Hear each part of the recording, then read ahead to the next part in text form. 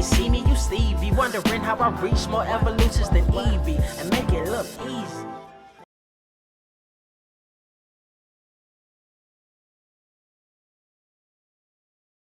What is up, Earth's mightiest subscribers? It's Blur Without Fear. Welcome back to the channel. Alright, today's video, I'm going to be talking about Wonder Woman #8, written by Tom King, with art by Daniel Sampere, and color by Tomeo Mori. So this issue is getting back to brass tacks with Wonder Woman. If you wonder why I didn't do a video for the previous issue of Wonder Woman 7, especially after the epic battle we saw between Wonder Woman and pretty much most of her major Rogues Gallery characters, including Grail in Wonder Woman #6, the reason why is because issue #7 had nothing to do with anything that followed after issue #6. Issue #7 is literally just Wonder Woman and Superman trying to figure out what to get Batman for his birthday. It's a very heartwarming, very fun issue, even kind of touches on some things that happened in the previous issues of Wonder Woman, but it's very easy to, when reading it, tell that it takes place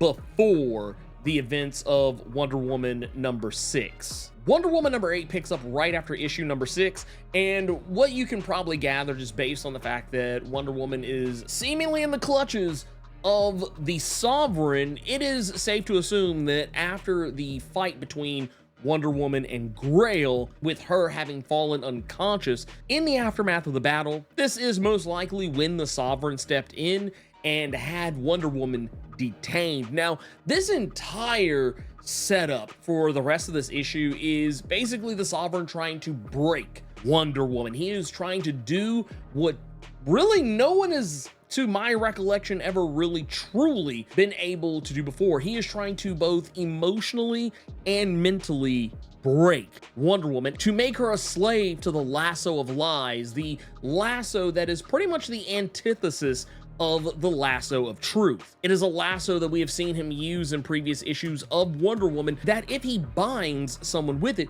he can make them believe whatever it is that he wants them to believe. We saw in a previous issue, believe it was Wonder Woman #3 and 4, where an army soldier was convinced that Wonder Woman had emasculated him, and he then went home and wrote a letter, a unaliving note, and basically named Wonder Woman as the reason behind why he was unaliving himself. That is how powerful the lasso of lies is, because when we go through that issue, it was very plain. He didn't think anything of Wonder Woman defeating him. He didn't feel emasculated, but the Sovereign made him feel that way. And this, when we get here with Wonder Woman being trapped and bound in the lasso of lies, it is something that is very indicative of, you know, some of the themes and hallmarks of early era Wonder Woman. There were often times where she was tied up, and this is kind of one of those, you know, throwbacks. But, you know, outside of that, at this point, we have to remember, you know, because we've seen the Sovereign put a lot of respect on Wonder Woman's name over the course of the past several issues, and it is largely because he's telling you all this after the fact. He has said on multiple occasions that he thought he had Wonder Woman dead to rights, and then later would realize he did not. He talks about Wonder Woman with a reverence that is complimentary, but also with a lot of disdain, because she is, at the end of the day, still his enemy.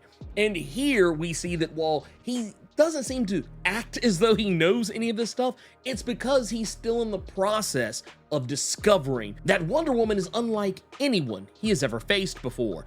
And he's learning firsthand that no matter what he does, no matter how much he subjects her to the lasso of lies, she's not buying it. And there's multiple moments throughout the issue where it does seem like maybe Diana is going to fall in line with what the Sovereign is saying, but the way he is doing all this is that he's kind of trapped her in this throwback to yesteryears. I mean, honestly, kind of a throwback to what you would probably associate with like the 1940s and the 1950s. There's multiple callbacks to Bible verses that paint a very problematic picture, in my estimation, of how women are supposed to honor their husbands, how women are basically supposed to be second-class citizens. There's a point where the Sovereign is quoting Ephesians saying that wives be subject to your husband, as you are to the Lord, and that women aren't supposed to speak in church, and that if they want to know more about God, then they should ask their husbands. Like,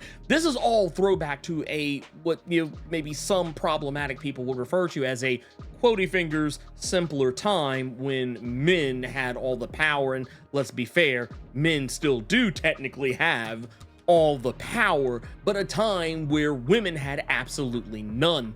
People forget, and I would forgive you if you think that, oh, this is, you know, reaching, but no, you have to think about it, and you have to know your history. People underestimate the passage of time, and a lot of this stuff, while it seems like it's a throwback to a bygone era, it's a bygone era that isn't really that far away. Case in point, there are a lot of freedoms that people take for granted that they just assume that women had. A lot of the moments in this issue where Steve Trevor is talking incredibly greasy to Wonder Woman, treating her like trash, basically telling her that, you know, she can't cook, and that, you know, she's, you know, okay looking, she's moderately or vaguely attractive, and just how he would constantly snap at her for even saying the slightest thing to him. This was stuff that was incredibly common, you know, in the 40s and the 50s, and, you know, even time before then. But like, you kind of, when you started getting towards the 60s and the 70s, you started to see that way of thinking, I won't necessarily say go away, but by the time you got to the 60s and 70s, you started seeing women take more of an agency with their own lives. But when you think about it, like, we're in 2024, it was not until 1920 where women actually got the right to vote. And well, yeah, that's over 100 years ago, but 100 years ago, historically speaking, in the United States, is not that long ago. You also think about the fact that it wasn't until 1974 that a woman could actually have a credit card, and, you know, think about that.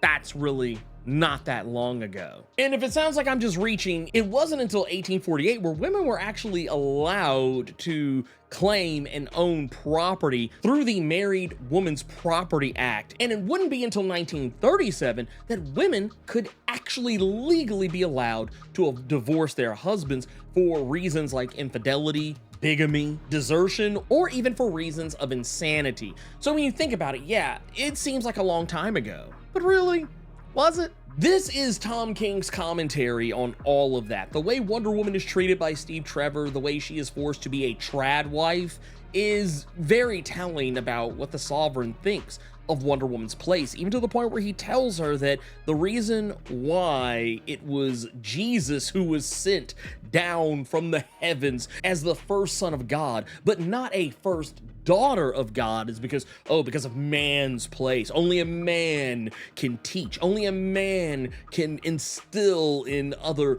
men the properties and wisdom of God. Like, this issue really gives you, probably more than any issue prior, just that much deeper of a look into the psyche of the Sovereign. While yes, we've seen a lot of the character, we have heard him literally narrate almost every issue of this comic so far, with the exception of Wonder Woman #7, which he's not in at all. You would think we would know so much more about him, you know, by now, but this is honestly just an even greater telling. One thing I will also definitely say is we get to see a little bit more of what happened in the kind of middle area of Wonder Woman #6 during the fight, the battle at the Capitol, where we saw Wonder Woman taking on a murderer's row of her rogues gallery.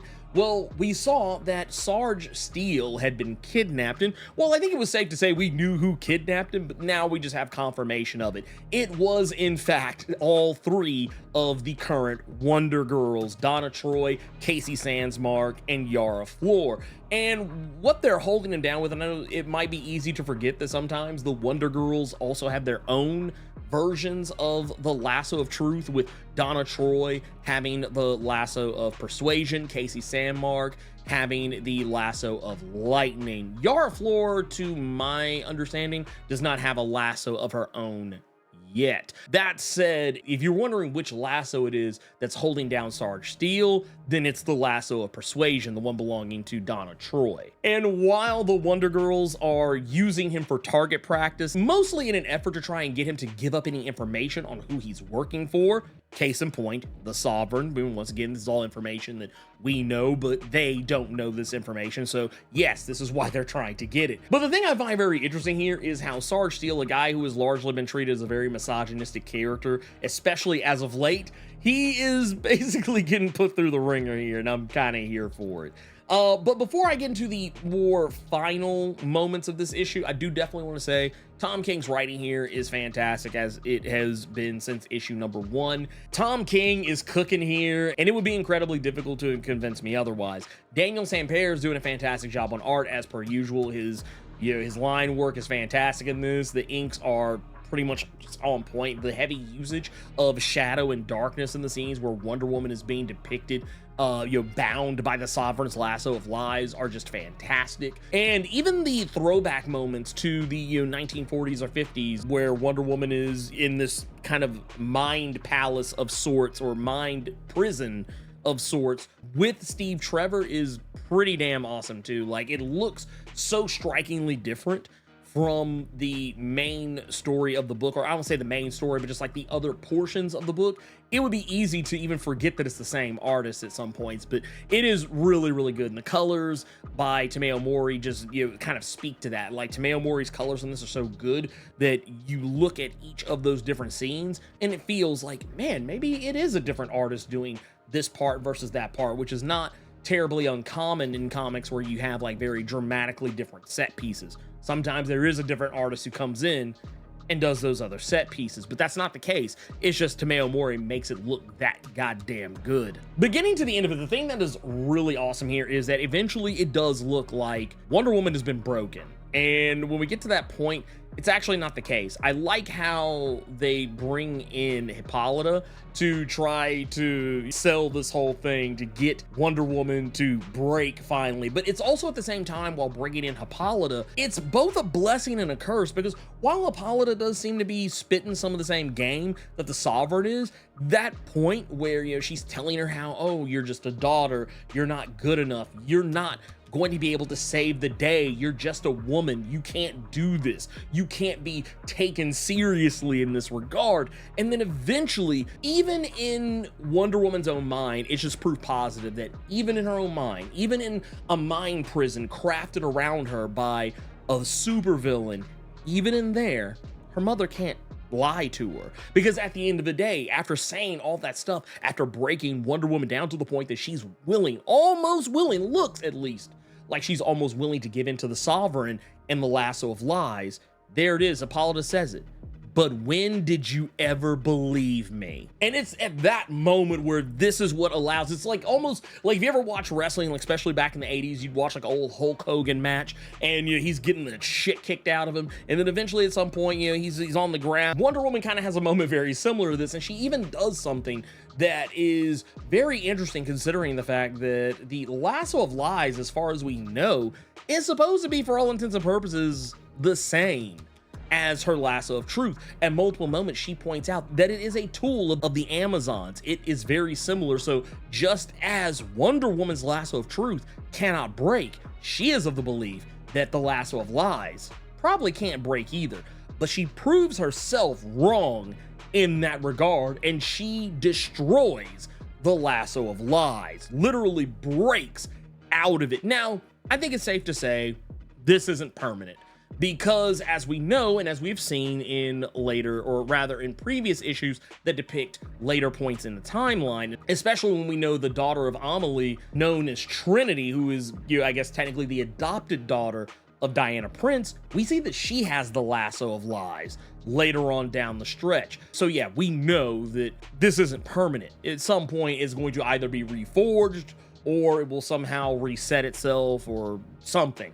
But she does manage to do it, and she snatches the Sovereign by his bald head. And more importantly, this is setting up Wonder Woman to have a more up close and personal moment with the Sovereign, to the point where she doesn't even care that she is being surrounded by the Sovereign's guards. She does not care that they are tasing the absolute shit out of her, even to the point she's willing to hold on to the Sovereign while she is being tased, letting him know nothing he's going to do is going to work. Now, as I talked about with the lasso earlier, there is something she says that I think might also be the case. And she says that your toy broke, Your Majesty. Do you have another? Now, I think he might actually have an answer for that. He probably does have more than one lasso of lies. or at the very least, another section of it. It's hard to say, but yeah, the way all this is going right now, it looks like the Sovereign's goose is cooked, but I don't think that's going to be the case just yet. I think we're going to have a little bit longer to go before we see that play out. The way that these stories have honestly kind of been going, they've been kind of running it like 6 issues an arc, at least if we just go based off the first one. And while issue 7 didn't have anything to do with any of this, and this is technically the start of a new arc, we're probably going to get a few more issues in before we see the Sovereign go down. But whatever the case is, the Lasso of Lies is either A, not on the same level as Wonder Woman's Lasso of Truth, or B, if it is, that means Diana Prince herself can break any lasso, regardless of whether it's the Lasso of Lies or even her own Lasso of Truth. You guessed it, obligatory channel outro time. If you're not subscribed to the channel, consider doing so. Clicking that subscribe button and tapping that notification bell ensures that you get more videos just like this one, and you don't miss any of my other content that I drop throughout the week, plus my live streams every Thursday and Saturday. And if you enjoyed the video, make sure you click that like button, keep it plus ultra, and sound off in the comments.